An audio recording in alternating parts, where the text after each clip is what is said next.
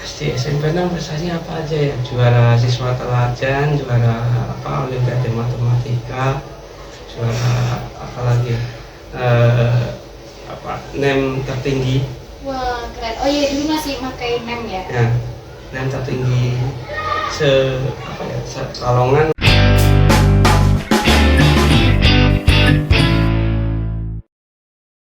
Bertemu di Kronik Spensik, ngobrol asik seputar Spensik. Halo, bersama dengan aku, Quinsa. Dan aku, Evita. Hari ini kita kedatangan narasumber yang istimewa sekali nih sobat kita. Dia merupakan seorang alumni Spensik yang saat ini menjadi asisten desainer profesor di Nagoya University di Jepang. Wah, penasaran banget kan pastinya tentang perjalanan beliau yang bakal menginspirasi kita semua. Siapa ya beliau? Langsung aja kita sapa Bapak Dr. Engineer Haji Miftahul Huda. Halo Pak. Ya, selamat pagi semuanya. Assalamualaikum warahmatullahi wabarakatuh. Waalaikumsalam warahmatullahi wabarakatuh. Nah, langsung aja kita mulai obrolannya ya. Iya. Dari pertanyaan pertama dari Evi tadi. Pak Uda, terima kasih sudah menyempatkan hadir di podcast Spensik nih. Iya. Kita ngobrol sambil bernostalgia ya Pak. Masih di pas saat Pak Huda masih di SMP nih ya Pak. Kalau boleh tahu Pak Huda alumni Spensik tahun berapa sih? Ya, saya masuk tahun 1998, lulus tahun 2001. Wah, udah lama banget nih ya. Pas kita masih bayi kali ya ini. Masih ingat nama-nama guru yang pernah mengajar di Spensik gak nih Pak? Saya nggak ingat semuanya, tapi saya ingat beberapa. Ada Pak Son, Pak Riyad Majid, Sulis, terus Bu Mursiem, terus Pak Edi, dan Pak Heru, dan banyak-banyak Pak Aji, dan Pak Nuryanto, guru elektronik. Ya, beberapa ada yang nggak ingat juga. Dengar-dengar Pak Huda sekarang tinggal di luar negeri ya? Iya. Profesi dan kesehariannya sekarang apa nih? Ya, saya sekarang menjadi asisten profesor di Nagoya University. Dan Nagoya University itu sekitar di kota-kota di pusat Jepang, dari Tokyo, di antara Tokyo dan Osaka. Mungkin ini ya, dekat dengan Toyota. Kalau kalian naik mobil Toyota, itu pabrik paling besarnya itu mungkin 1 jam dari rumah saya, dari kampus saya. Ya, sekarang jadi asisten profesor. Selain itu juga saya jadi ini yang ngurus masjid, jadi TKM masjid kampus di Gashi Nagoya University Islamic Center di situ. Selain itu juga saya jadi pengurus Ikatan Sarjana Nahdlatul Ulama yang ada di Jepang. Wah, keren banget ya perjalanannya Pak Huda ini. Nah, dengar-dengar Pak, jadi Sobat Spensik, Pak Huda ini sekarang tinggal di Jepang nih. Boleh diceritakan kepada Sobat Spensik nggak sih kok bisa akhirnya memutuskan untuk tetap stay di Jepang gitu, nggak mau balik ke Indonesia lagi gitu? Iya, karena memang sejak awal sesuai dengan ya cita-cita saya ingin bangun karir yang ada di Jepang, karena memang agak sulit kalau saya ekosistemnya di Indonesia belum terbangun. Maka saya ingin melanjutkan karir saya yang ada di Jepang, karena kampusnya sama ekosistemnya sudah mendukung. Seperti itu. Widih, keren banget ya perjalanan kakak kita satu ini. Ada nggak Sobat Spensik yang cita-citanya kuliah di luar negeri juga? Nah, pengalaman luar biasa apa sih Pak yang di Jepang yang bisa dibagikan untuk Sobat Spensik yang kayak bakal menakjubkan gitu, pengalaman menakjubkan di Jepang itu? Ya. Yang bisa di-share gitu. Ya, karena di Jepang itu kan negara yang maju, dan di sana juga banyak sekali karena pengalaman mungkin yang mudah-mudahan menjadi motivasi teman-teman semuanya.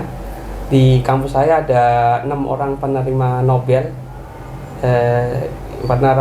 Tahu ya penerima Nobel ya. Nah, kalau itu apa Nobel, ya kira-kira itu? karena Nobel itu ya penghargaan untuk ini ilmuwan yang kelas dunia, kelas internasional. Wow. Kalau kayak tahu Einstein, Iya. Einstein itu yang orang paling cerdas sedunia gitu ya. Itu salah satunya dapat penghargaannya Nobel. Kalau adik-adik ikut Ronson itu kan penemunya Marie Curie ya.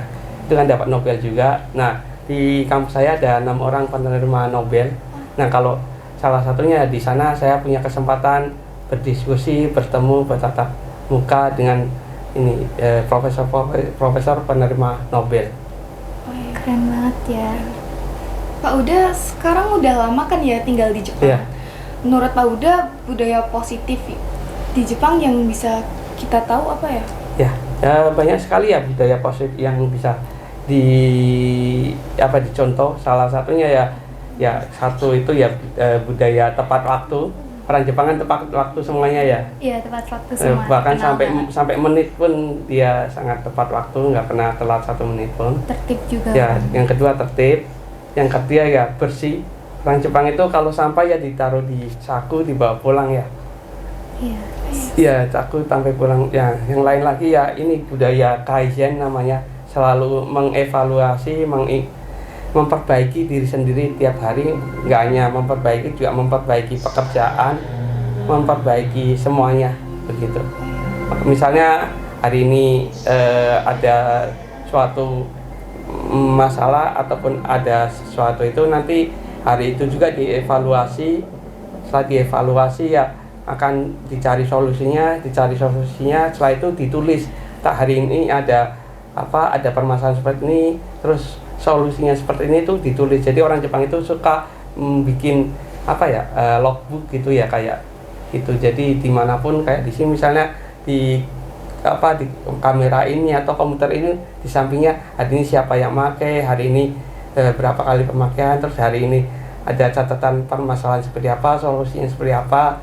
Nanti itu ada catatannya, jadi nanti orang yang memakai selanjutnya itu tahu track recordnya seperti itu. Jadi nggak akan terjadi permasalahan yang sama di kemudian hari. Disiplin banget ya orang Jepang ini. Nah, bisa kita ambil nih dari budaya positif di Jepang yang bisa kita lakuin lagi di Indonesia ya, yang bisa kita tanamkan lagi di kehidupan sehari-hari. Nah, menjadi warga negara asing di negara orang itu rasanya gimana sih Pak? Enak apa enggak ya di luar negeri? Ada ngerasain culture shocknya juga nggak pas di Jepang? Culture shock sih pas awal-awal ya excited ya sangat ya penasaran, exciting dan karena saya memang sejak kecil ya nggak terlalu bukan yang gumunan maupun terlalu kaget-kaget ya. Saya biasa aja sih, cuman ya sangat kagum begitu, tapi ya nggak terlalu wah gitu juga enggak, karena saya memang sejak kecil nggak terlalu gumunan, ya biasa aja sih makanya. Tapi ya memang luar biasa ya kalau dibanding dengan Indonesia, beda sekali. Ya, pasti tetap ngerasain culture shocknya sih. Menurut Pak Huda, perbedaan sistem pelajar di Indonesia sama yang di Jepang apa ya? Iya, kalau di Indonesia sama di Jepang itu ada beberapa perbedaan. Salah satunya itu kalau di Jepang itu misalnya diajarin itu dengan contoh dari bapak ibu gurunya. Misalnya ya kalau kita membuang sampah nggak sembarang ya dimulai dari bapak ibu gurunya, dimulai dari sekolahnya yang bersih dulu. Dengan itu nanti maka anak-anaknya bakal ikutin budaya itu maupun kebiasaan itu. Nah, yang kedua itu ya kalau tepat waktu ya berarti dimulai dari semua kegiatan yang ada di sekolah itu tepat waktu. Murid-muridnya juga diajarkan agar tepat waktu, yaitu nanti murid-muridnya bakal tertanam. Jadi dimulai dengan membiasakan diri dengan apa yang kita ajarkan seperti itu. Dan memang di Jepang itu ya anak-anaknya itu luar biasa. Mereka memang di sekolah itu anak-anak itu diajarkan secara umum saja, secara standar saja, tapi anak-anak itu diberikan motivasi dan diberikan untuk belajar di luar sekolah maupun di sekolah itu dimotivasi untuk belajar giat mungkin. Teman-teman di sana itu mungkin untuk belajar masuk ke SMA maupun belajar ke universitas itu mati-matian mereka. Misalnya pulang sekolah itu mereka belajar di les maupun belajar di les atau itu mereka belajar dari siang sampai sore sampai malam. Mereka pulang les itu mungkin jam 10 jam 11. Yang nggak bisa les ya juga mereka bisa belajar sendiri di rumah yang serajin-rajinnya sebisa-bisanya. Jadi mereka biasa pulang malam jam 10 jam 11 itu biasa belajar gitu. Nah, biar kita para pelajar itu bisa seperti pelajar di Jepang seperti itu, apa yang harus diubah ya dari mindset pelajar di Indonesia supaya setara dengan negara-negara maju seperti Jepang? Ya tadi juga sudah saya sampaikan, ya adik-adik harus punya cita-cita, harus punya percaya diri. Yang terakhir itu ya pantang menyerah sampai cita-citanya terkabul begitu. Karena kayak tadi anak-anak orang Jepang itu biar masuk ke SMA favorit, biar masuk ke universitas favorit itu mereka belajar mati-matian. Yang les ya les sampai jam 10 malam, 11 malam. Yang nggak les ya mereka belajar sendiri begitu. Berarti kan itu berdasarkan dari kemauan diri kita Ya, sendiri juga kan ya, kembali lagi ke Nah, kemauan. benar. Kalau misal kadang ada pelajar yang nggak mau dan tidak mau mencoba juga kan nggak bisa seperti itu juga kan. Jadi emang harus ada kemauan. Ya harus kemauan dari ini. Kalau memang pengen sukses ya harus dari diri sendiri. Iya. Boleh spill nggak nih Pak, apa yang orang tidak tahu tentang Jepang? Apa yang orang nggak tahu ya? Iya. Ya. Kecuali orang Jepang ya.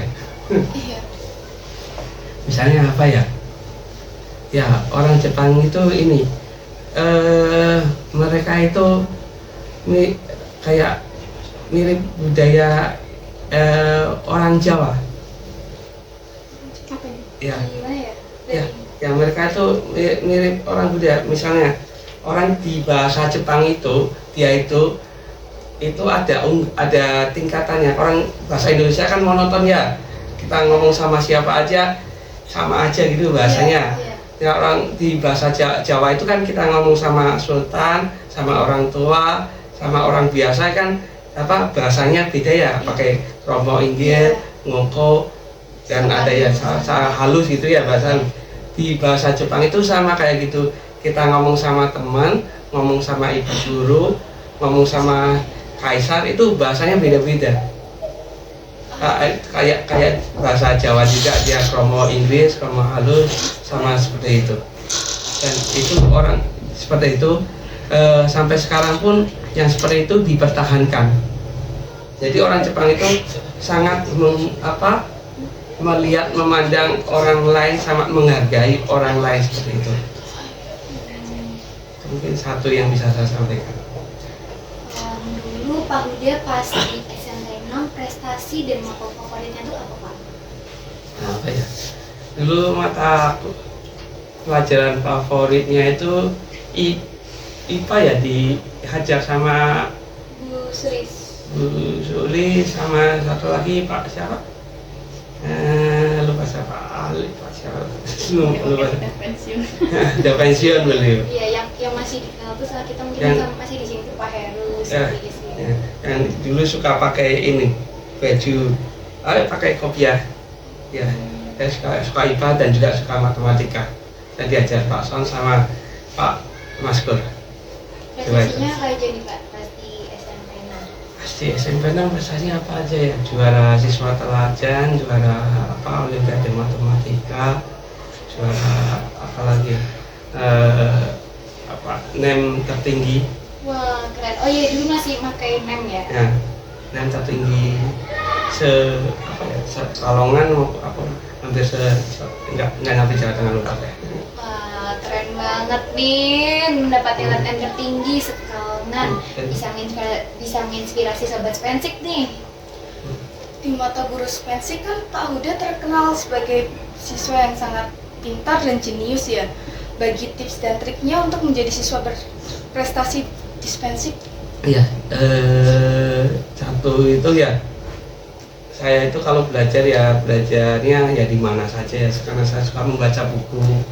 Dan kedua itu ya kalau belajar ya ya, ya tadi saya sampaikan waktu dalam kondisi badan yang paling senyaman mungkin ya, yang misalnya ya saat bangun habis sholat subuh, maupun ya kalau mau mengapa ya sebelum tidur ya sambil ngikut belajar sambil mengerjakan hobi kita. Ya kan kalau kita ngerjain hobi kita ya bakal badan kita kan enak gitu ya. Kalau yang hobinya misalnya nonton drakor ya sambil nonton drakor juga belajar nggak masalah gitu ya. Atau yang hobinya yang main game ya taruh buku samping, kalau sambil nunggu loading ya baca buku juga nggak masalah. Ya belajar di mana saja dan kapan saja. Bisa fokus itu Pak, belajar di mana aja gitu. Ya yang penting kan kalau kondisi badan kita lagi enak gitu yang itu nanti mudah nyerap sih. Iya. Untuk saat ini caranya nih biar dapat beasiswa luar negeri saat sekarang tuh gimana nih Pak? Ya sekarang itu kan sudah banyak info-info, cari aja pakai Google kan sudah banyak ya. Kalau beasiswa itu ada di masing-masing infonya ada di website kedutaan besar negara masing-masing, kedutaan besar Jepang, Amerika, Singapura, Australia. Ada juga sekarang ada program-program internasional, kelas internasional di kampus-kampus di luar negeri, di kampus. Cari aja websitenya, cari program internasionalnya, ikutin ujiannya. Nanti kalau nilainya bagus nanti pasti ada tawaran beasiswanya. Makasih ya Pak. Ya. Nah, itu nih obrolan kita bersama Pak Huda. Terima kasih Pak Huda untuk Sama-sama. waktu yang telah diberikan kepada kita Dan telah berbagi cerita pengalaman seru di podcast hari ini. Nah, jangan lupa terus untuk menonton konten-konten podcast kita berikutnya. Jangan lupa untuk like, subscribe channel ini, dan jangan lupa untuk komen kalau misalkan kalian ada obrolan menarik untuk konten berikutnya. See you again guys!